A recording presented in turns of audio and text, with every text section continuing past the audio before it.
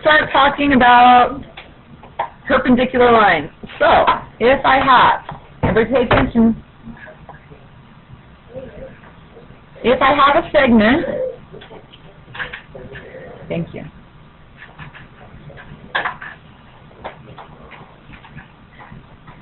If I have a segment,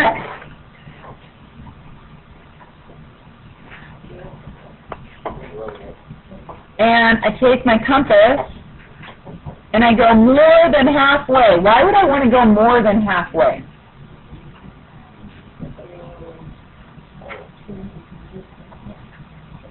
Remember the very first screen that I looked at? And I showed you a perpendicular bisector? Yeah. Yeah.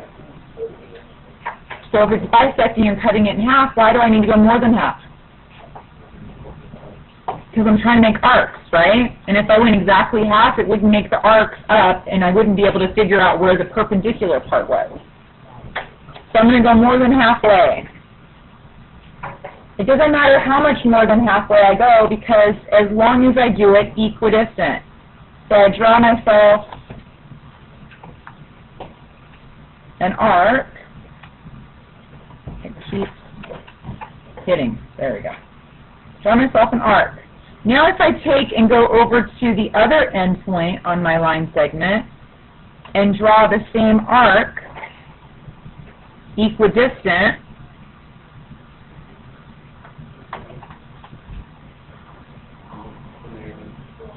how do I know where to start? I'm starting right here. And as long as I go more than halfway, and I do it on both of them, I'm going the same distance, right? So if I go the same distance, I know that this point to this point right here makes a perpendicular line, and I also know that this would be my midpoint, and I also know that this would be congruent with this. Okay? Here's another one. What if I have a line this time, and there isn't a segment, and all I have is a point?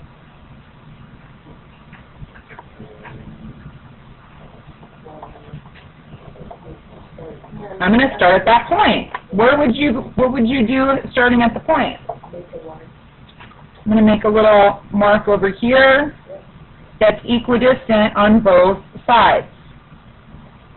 That's crucial. So do you guys see that from here to here, it's the same distance as from here to here? Now I could use these marks just like I did this one. Right? Yeah. So I'm going to do the same exact thing. I'm going to go on this side, make my arc, and then go on this side and make an arc, and I have a perpendicular bisector.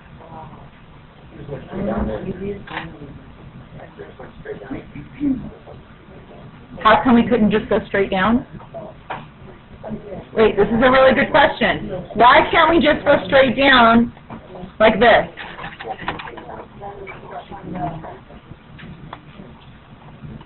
If I have this, and I have a point P, why can't I just go straight down? I could like turn it on accident a little bit, right?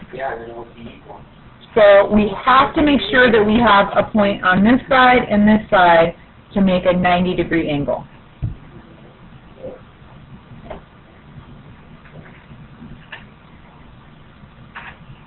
Right, Michael?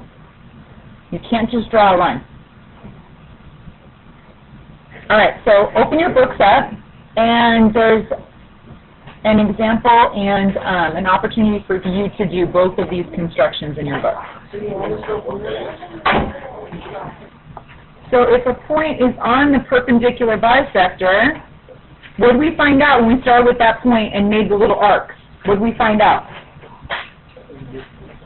That they're equal.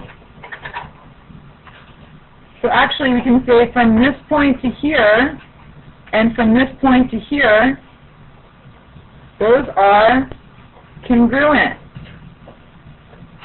What if I had a point down here? What could I say? From here to here and from here to here, right? They've got to be equal. We'll do that one with green. 1, 2, 3, 1, 2, 3. Okay, so we can prove this using reflection. So consider the reflection across line M. Then the reflection of point P, if I were to take A and if I were to reflect it over onto B, where would point P be? On point P, right? Because point P lies on line M. I don't like these fill-in-the-blank things. Which is the line of reflection. Also, the reflection of what across line M is B? The reflection of what across line M is B? A. Good. The reflection of A across line M is B by the definition of reflection. Therefore, PA, which is right here, PA is equal to PB if I were to fold it, right? Wouldn't this PA be the same thing as PB? Because reflection preserves distance. What else preserves distance? Translations and rotations, because they're all what type of motion? Rigid. Good job. All right, so what conclusion can you make about triangle KLJ in the diagram using perpendicular bisector theorem? What conclusions can I make? I already know, because it's a perpendicular bisector, that this is perpendicular, 90 degrees. I already know that this is congruent with this. What else can I conclude? Good job. That KJ is congruent with LJ. Fantastic. So this one says, suppose ED is 16. So here's ED, 16. And DA is 20. Find DC.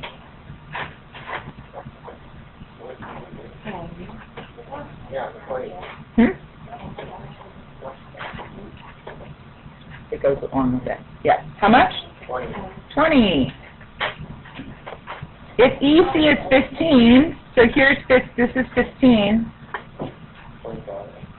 and BA is 25. How much is BC? 25. Pretty easy? Do you see it? 7? It said if AB was 25, what was BC? 25. That's all we did. All right, here's the most important one here. I'm going to skip over this indirect proof.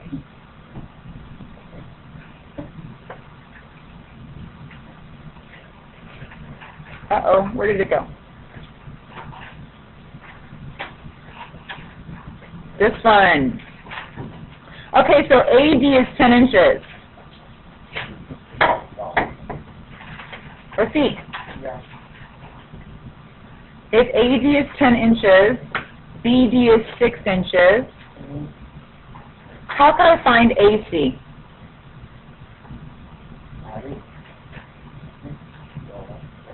No. I heard Danica say something about this. This is what?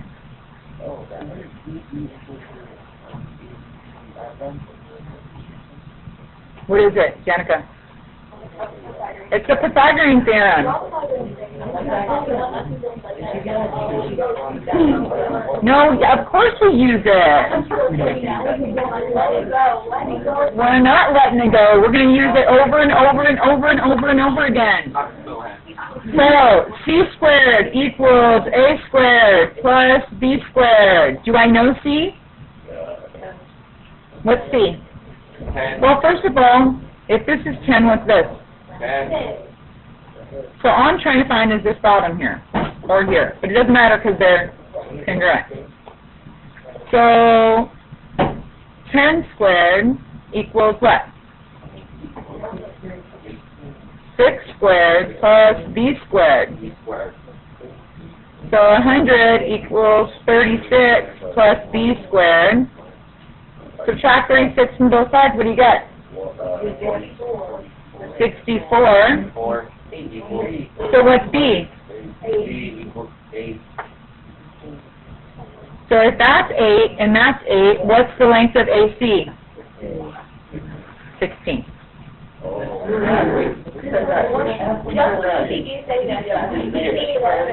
Guys, you can't tell me that it's 16 without proving it to me.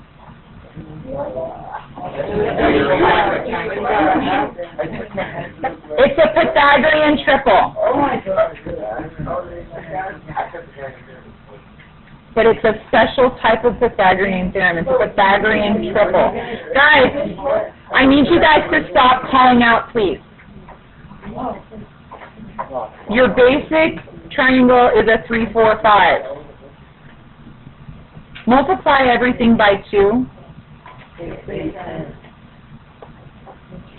Multiply it by 3. These are all triples. 12, 16, 20. 20. Yeah. They're all Pythagorean triples. All right, we'll do our closing thought later. Go ahead and pack it up.